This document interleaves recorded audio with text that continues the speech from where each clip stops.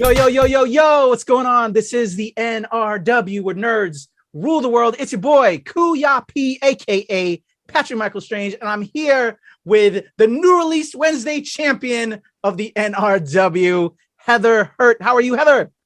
Hey, how are you? Happy New Year. Happy New Year. Super excited. Our first recording of the new year, you and I together, and we're reviewing an amazing new CW show based on a DC comic. It introduces a Naomi, who is a teenage girl next door, about to embark on a personal journey that will transform her into a superheroine unlike any you've ever seen. Naomi will be premiering on Tuesday, January 11th on the CW at 9 p.m. And before me and the lovely Heather Hurt get down on our conversation and our review of the first two episodes, I'm going to throw it to the trailer right now so you can see and learn all about Naomi coming to the CW on January 11th. Here we go. Hey everyone, I'm Ava DuVernay, and just want to tell you a little bit about my new friend Naomi. So Naomi is pretty popular. She lives in the Pacific Northwest in this little town called Pouweg. She has a really cool crew of friends. She's a snazzy dresser. She loves comic books. In fact, she really loves Superman comic books. One day, something crazy happens in her town, and she finds out why she loves comic books so much and why she loves Superman specifically. And it's something that blows her mind and is more seismic and cosmic than anyone could ever imagine. Don't believe everything you think. That's what Naomi's about. Check it out. Better hurry, bell rings in 15. If you let me get a car, you wouldn't have to worry about me being late.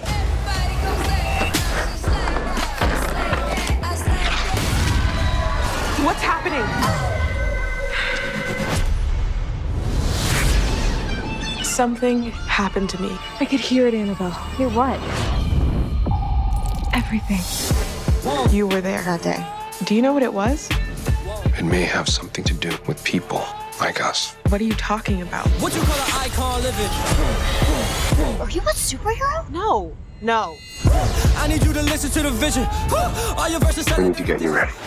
I'm about to see them in the kitchen. I found the girl. Her powers are beginning to manifest. I'm about to do it way different. I am just an icon. You are exceptional. I am just an icon living. Icon living. I am just an icon. I am just an icon living. Boom, there you go. That was the trailer for Naomi coming to the CW on January 11th, premiering at 9 p.m. And we're going to get into it. We had the amazing chance and amazing opportunity to check out the first couple of episodes. And my good friend Heather joined in on the press conference that was done that included some amazing folks. Who all was on that, Heather? Fill us in. Literally everybody. The entire main cast was at the press junket, and it was great. They all seemed, one thing that I will say just to preface this is you always, no matter how much you enjoy or do not enjoy a show, seeing a cast and crew that truly loves what they're doing / what they did it's really inspiring. And that's what, so it was cool to see everyone. It was really great to see everyone and so excited to do it. So. Awesome. I'm so excited that you had that opportunity to experience that. And one funny element that I have to add is, so during these junkets, we as press get to ask questions. And I saw that you posted out that you attempted, but what happened there? So I got home. I was fortunate enough that I hit every single red light on my way home from the day job. And so I got home and basically was on my phone. Was on this. Dick Grayson, everyone. I'm a DC fan. I was on my phone on the press junket, and I sat I got nice and comfortable on the couch when I got home. And my cat got very upset that I wasn't giving him any attention, and he kept going up to my hand, which was on my phone. So whenever I would put it up to click on the raise your hand button, I'd get a cat going, no, no, no. And all of a sudden my phone was on the floor twice. I love it. Cats need attention all the time. That was so cute, so funny. But thankfully, though, as you posted, because I think I raised the question. So did you get a chance to ask a question? I was so curious. But it was answered, I think you said, by some of the other outlets. I wanted to ask more of a scenario question, so I kept pushing it. That's the one that I mentioned on Twitter about, from the retailer perspective. But the two primary questions with, the actual real press questions, they did end up getting answered. One of them by the Blur girl, who is one of, if you are not following her on Twitter. Karma, shout out to my homie Karma. Yeah, she's awesome. And so it's the big one that she asked is the one I was going to ask, and I will happily let her take that because she deserves and she has that space. And so the one that I would love to ask, maybe I'll just ask it on Twitter and see if Jill will answer it for us, one of the producers and writers. So awesome. There we go. And then hopefully we're fingers crossed that we'll get a transcription of the press conference that we can share with you all, our viewers and readers, also on our WordPress as well. So if we get that, we'll hook it up for you guys. But I'm really excited you got to experience that. So you know what? Let me give you a little bit of description before we go into our review of the first two episodes that we had the chance to check out. And then I'll throw it after this little bit of this cinematic version of this description to Heather, who knows more of the comic side of things, because I didn't actually read any of the comics on Naomi because she's more of a newer character. Would you say she's like within the last 5 to 10 years, Heather? No, but much sooner. Like I believe she debuted in 2018 or 2019. Oh, wow. Her first 2019, March 2019. Oh my gosh. So yeah, fairly new. Very new. Not like a lot of these other characters that have been years to try and make it to the screen. So that just shows you how amazing this character is. And I guess, is it Bendis and his pool because of everything he's done in the comics? Yeah. It's he's known for bringing in especially new diverse characters. Brian Michael Bendis and David F. Walker were the two primary writers, with beautiful art by Jamal Campbell. Yes, Naomi is their itty bitty baby who they brought into the world of DC as a fun kind of ode to their love of Superman, ode to their love of superheroes, and kind of a way that Brian Michael Bendis, of course, he will do anything to bring his children into comics. And according to him, Naomi's kind of his way of bringing his daughter into the comic book. So, and he does have two kids that are both adopted and are Black Americans. So it's great. So yeah, I absolutely love that. And it's so cool. And also FYI to those that are really super comics nerds, Bendis is also known for helping create Miles Morales Spider-Man over on the other side of things. So obviously, he created that juggernaut over at Marvel and Naomi over at DC. So I'm going to throw up some beautiful pictures from the set right now that they sent over as I give you a little bit of description, and then I'm going to toss it over to Heather. So real quick, from Oscar nominee, Emmy Award winner Ava DuVernay and Jill Blankenship, it stars Casey Walfell, who was on Army Wives, Power, The Lion King on Broadway in the title role as Naomi. The DC drama Naomi follows the journey of a cool, confident, comic book loving teenager as she pursues her hidden destiny. When a supernatural event shakes her hometown of Port Oswego to the core, Naomi sets out to uncover its origins with a little help from her fiercely loyal best friend, Annabelle, played by Mary Charles Jones. She also has the support of her adoptive doting parents, veteran military officer Greg, and linguistics teacher Jennifer.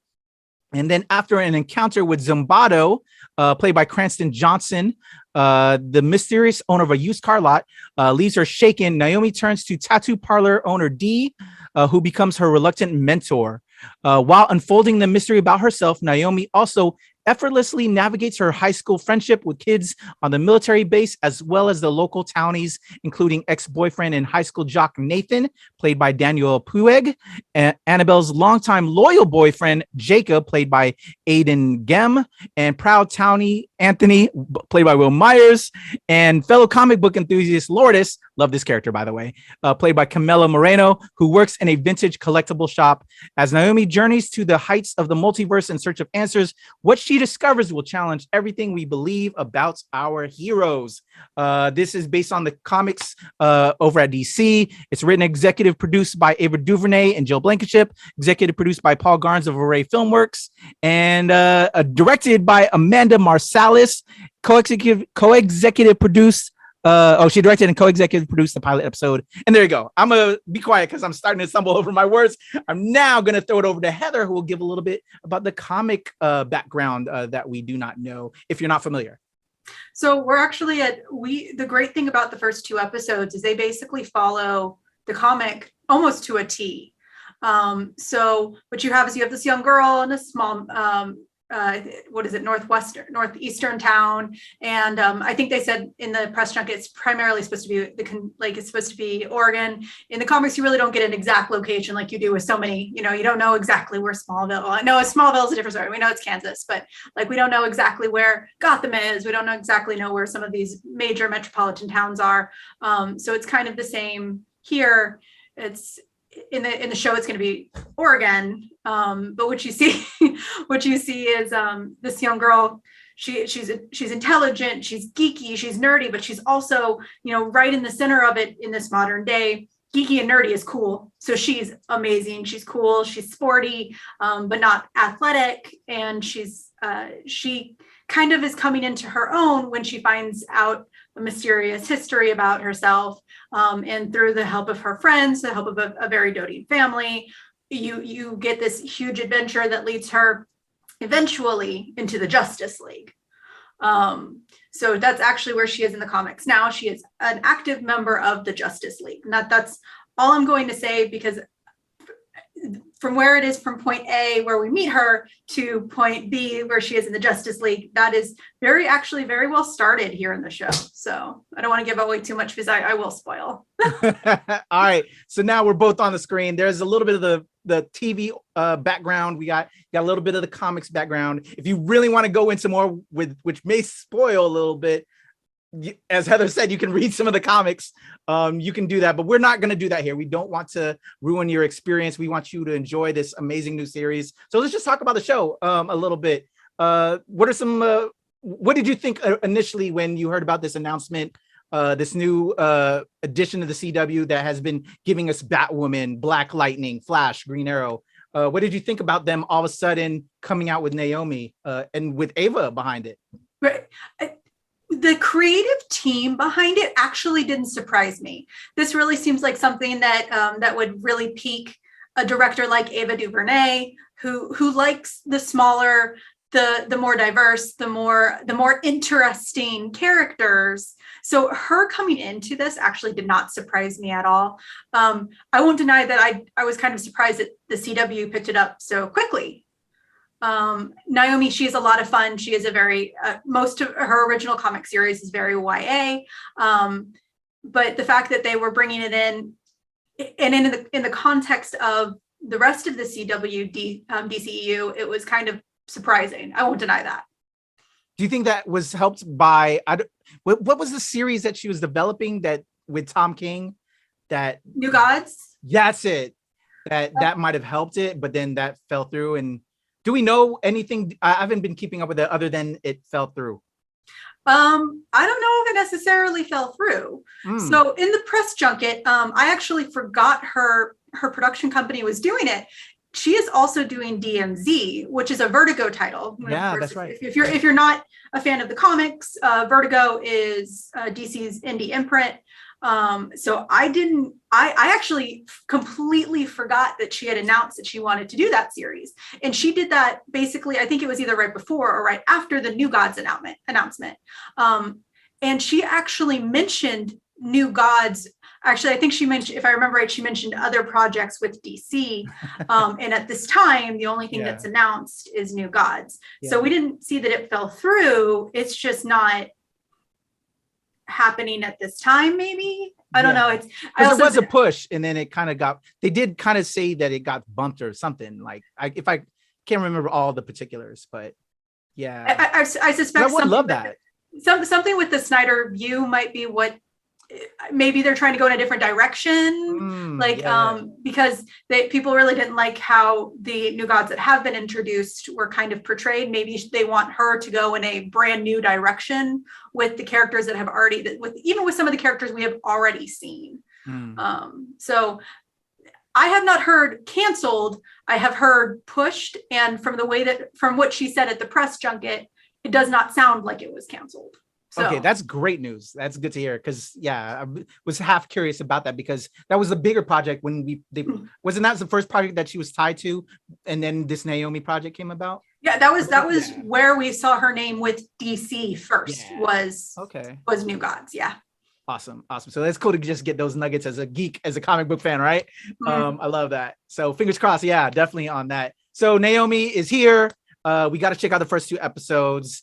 I've been off and on with the CW stuff. I'm not gonna lie. Was definitely on when like a lot of them first premiered, right? Like Green Arrow, Flash, Black Lightning, and what was the team one? With the not the Guardians of the Galaxy, but Legends of Tomorrow. I'm like the team one. Legends of Tomorrow. That's the one I was thinking of. Yeah, so I kind of checked it out for like the first season, but then I kind of stumbled off like around the 3rd season for a lot of those. So this was cool. It reminded me of that, what I fell in love with like all the other ones, how it all started. But then, it kind of fell back on, when episode 3 or season 3, right? So off to a good start in my book.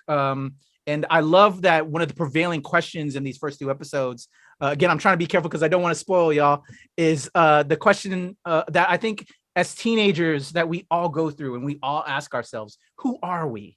Who am I? What do I want to do with my life, with myself? And when you're at these kind of crossroads and you're taking that next step into becoming an adult, I think it was very relatable. You again, Heather, what are your thoughts and ties maybe to the comic book that you said was very similar in regards to the comic book construction of like the way the plot unfolded? Yeah, so one real big staple that you see in the show, which you also get in the comics, is this is a very clear coming of age story, but it's not the coming of age story like a preteen.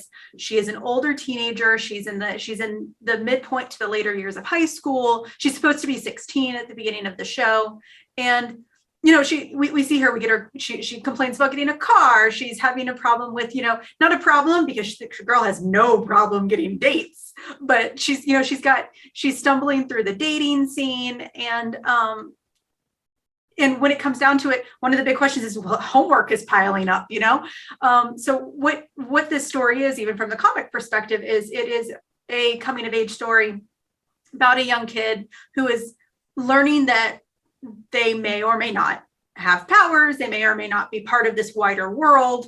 And it completely shatters reality. And they did it wonderfully in these first 2 episodes. Definitely. And I think as both of us as fellow nerds, as comic book readers, how similar she is to kind of like, it's like seeing us on the screen and kind of like, or at least that's what I felt. Like I felt connected, totally related to what she was going through. And then what kind of decisions or what kind of ways I would kind of approach those situations was very, very cool. And I love that. Yeah, it's what I'm trying to remember her name. Just give me a second because I know Lourdes. I'm sorry. Yes. She is. I was trying to find her name as the actor. I always forget. Camila Moreno. There it is. I was like, I know I have it here.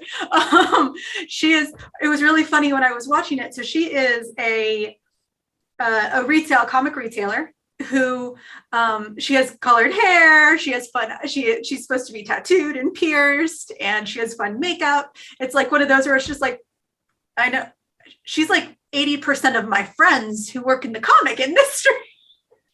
Exactly right. I loved it, and then the little bit of the flirtation there too, and like you knowing, because like like they're saying she knows like everything that happens in town and she follows that stuff. She's super nerdy about that, and then that was like, and then the comics reader, she knows that and that connection, and then the slight flirtation there. So then that was like really interesting too, which I loved, because we know that she has no problems with these other like male suitors coming away, but then she also has a female suitor. Maybe, I don't know. It was very cute. I love that. So one thing that I really liked at the press junket, and I was hoping to bring it up here, was one person asked about Ava DuVernay's very, very vocal social activism. She's made some, if y'all haven't watched 13th, the documentary will blow your mind. Like, it is unreal how amazing it is.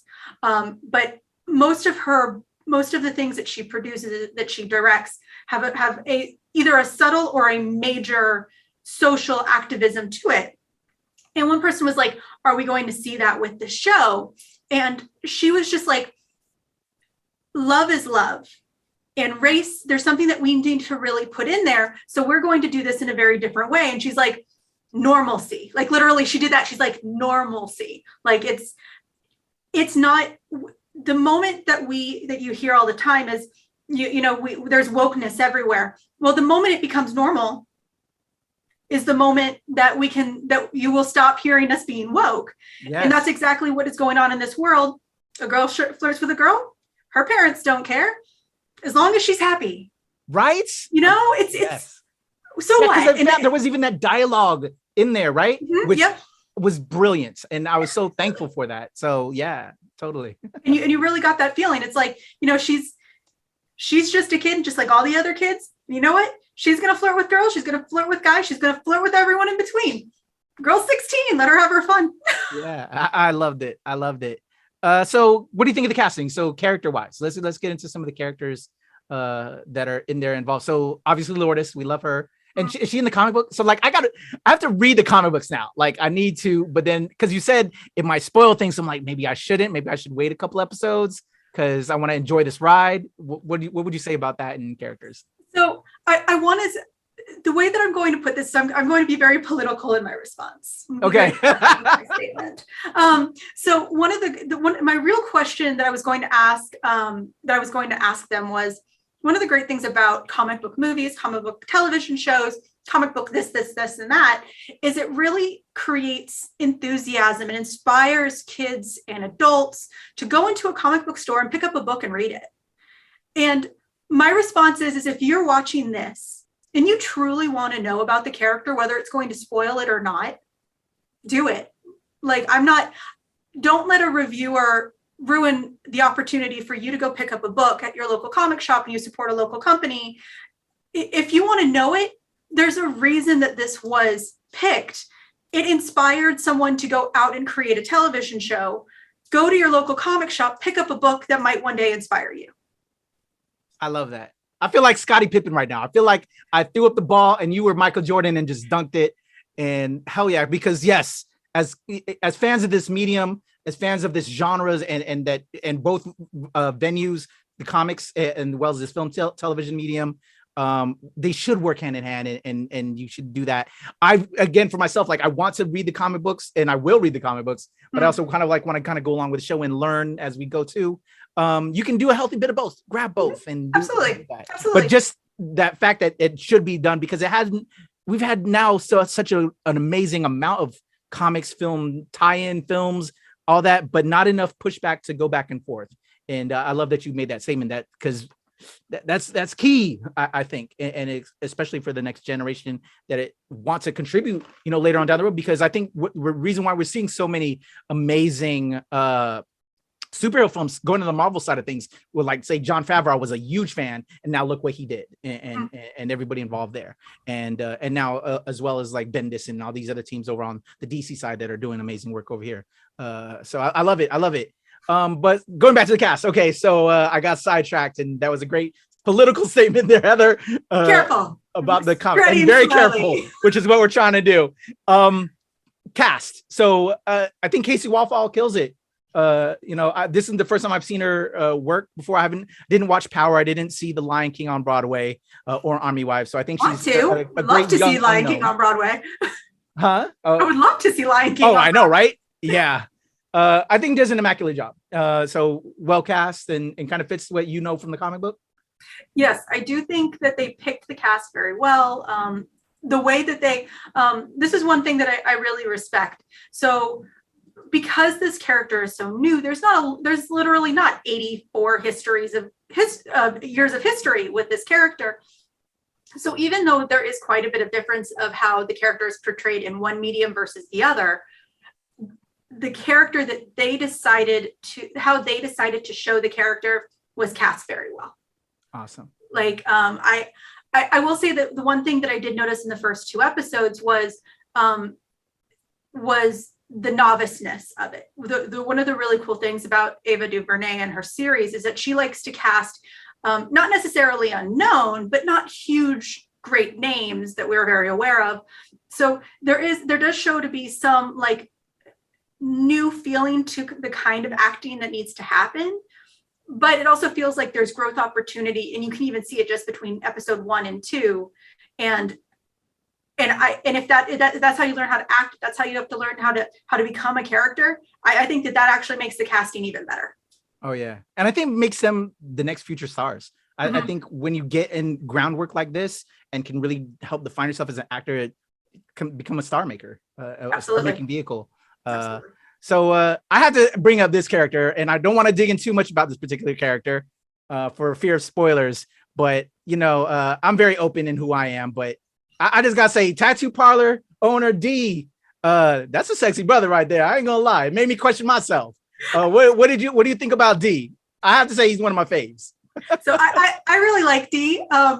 Tattoos not withstanding here.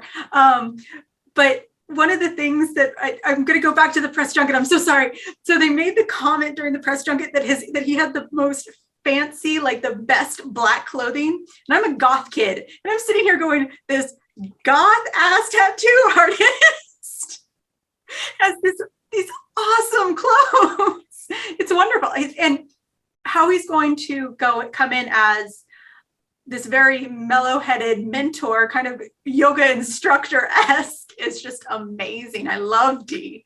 Yeah. Love D. Yeah, can't wait to see how that develops, their relationship. And as we learn more as we see them learn more and talk to each other, I'm in for it. I think we should shut it down there. I think we've talked good enough, unless there's any points we're making, because we kind of gave a little bit insights here and there, but we're really trying to straggle right now so we don't get a retribution from CW. What other things do you have there, Heather? And then we can get into more when I would say when episode 3, as it moves along further in the season, we'll maybe come back on this and talk again. The one person I really want to just pick out that I really liked was Annabelle. Mary Charles Jones. She is I'm going to use this and it's going to make me sound so old. She is adorable. Like, she is so cute. And I want her to be my best friend. Yeah. The entire cast is so well cast, but yes, just that interaction and just all the little people, her little boyfriends too. I ain't gonna lie. I like, she is not Naomi's got it all together, and then she's got Lourdes over there. I'm like, she doesn't have real problems yet. She's about to, with what we're gonna learn, I'm sure, and how that's gonna affect all of those relationships abound. That's why I'm like so curious what's gonna go down. But yeah, so well cast. She does not have a problem picking the correct specimens to be her suitors. I'm saying that I feel so, oh my God, that sounds so predatory. I am so sorry. They are children.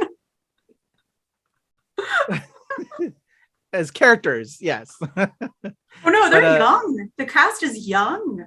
I think Casey Wafall is only 17. Oh really? I didn't even look, because sometimes 20-year-olds play in. Oh yeah, no. I think she is the youngest, but the thing is that when you're watching them, they look young, yes, but you're also, and I know I made the comment about how some of them they're still getting used to acting overall as a medium, but you still, that's more of a actual critique versus these kids they're doing an amazing job in reality. Oh, yeah. So, I mean, you would never expect that they were kids from how they are handling these roles. Gotcha. So what was the initial run? Was it like 4 issues, 5 issues? Do you think is that what they're kind of doing? Like, so are we like still with these first 2 episodes in like issue 1? How would you say it's kind of being mapped out with like the original run? Because you kind of said it was kind of like tied in a way. It's so this is I think we've gone through technically like issue number 3. It's been a minute since I read the comic, guys. I literally read the first 2 arcs, and since 2020, and I'm not as young as I used to be, and my memory is not there anymore. But I think that at this point we're around issue number 3. But they are on 13 from an edit. That's what they were saying. They were editing number 13. So they are definitely going to run past at least the initial arc or 2, or in theory, if they follow it at this speed, just in the first season. But they did say that they are going to try and go off on their own. One of the big things that they had is because they have a character with so little history they can do whatever they want. They can do anything they want. And that's great. It's that these first 2 episodes might be the closest to the comic that we get. And then from here on out, they could switch it up. Exactly. Yeah. And that's great. I think that will reward the comic fans, that it then becomes unpredictable. You don't want to predict everything, you want to kind of go on for this ride if you love this character. So I'm here for it. These first 2 episodes have been a lot of fun. I think we did a good coverage of this without any spoilers. Good job, Heather. Can't wait to learn more. Hopefully we'll get a transcription from the press conference, but I'm excited, and hearing again that the cast has had a great time and they're about it. And yeah, that everybody involved are passionate about this. I'm always here for it. And as a POC for the representation, giving us more characters of color, I want to point that out as well, because that's beautiful to see. And just this makeup. And I think, again, like you said, it's making things normal, again, with everything that's transpiring, both in front of and behind the camera in the storyline. It's what we need more of. And I think that's a great way to kind of put the cap on Naomi.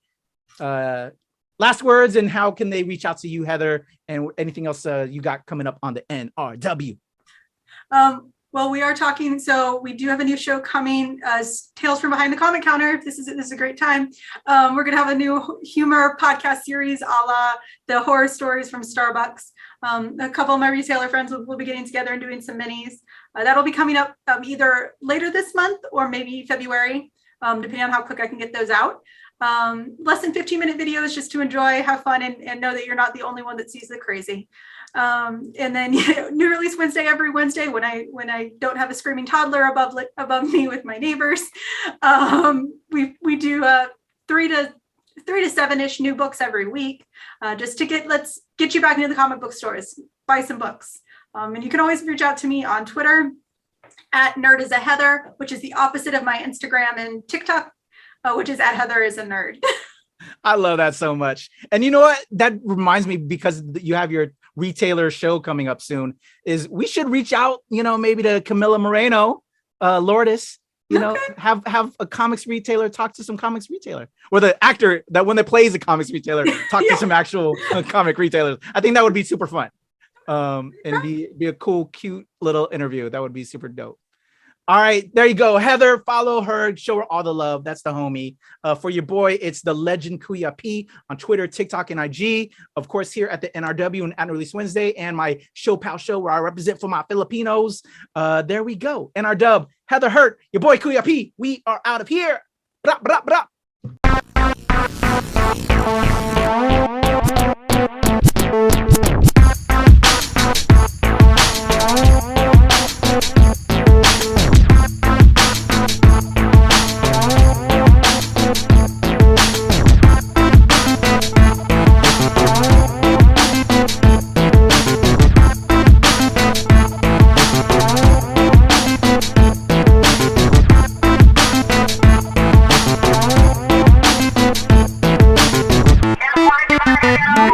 So we